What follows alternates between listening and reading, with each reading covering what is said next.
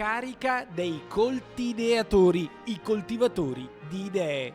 Loro sono i sindaci vicentini, padovani, trevigiani che, inforcata la bicicletta, da Piazza dei Signori a Vicenza sono arrivati in Piazza dei Signori a Treviso. Ecco le immagini che mostrano la partenza e poi la cavalcata lungo la ciclabile ricavata sull'ex ferrovia militare Treviso-Stiglia.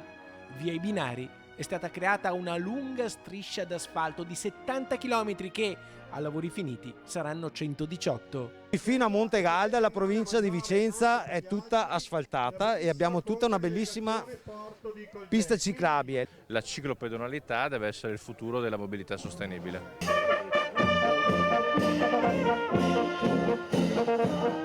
La banda suona e riporta ad antiche atmosfere, ad epoche autentiche, quando la vita girava attorno a una piazza e a un campanile.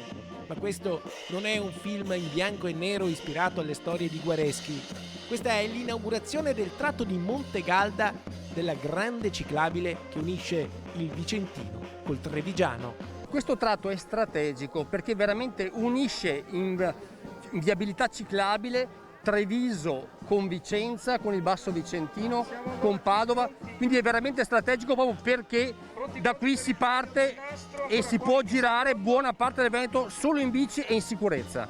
La ciclabile, ricavata sulla Treviso-Stiglia, è un mosaico di tratti che hanno richiesto pezzo per pezzo l'impegno di Regione Veneto, province e uno dietro l'altro, la volontà, la perseveranza dei comuni, dai più grandi ai più piccoli. Ecco perché questi sindaci sono coltivatori di idee.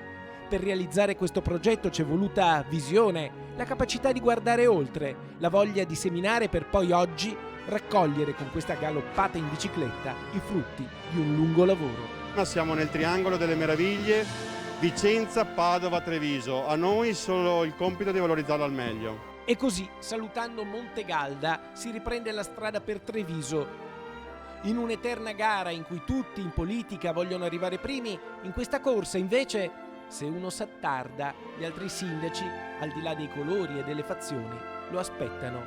In fondo, il traguardo più grande tagliato oggi è proprio questo: l'unione, l'amicizia. Sulla forza dei pedali, la voglia di scalare i problemi, di superare le difficoltà, di sudare ma non mollare.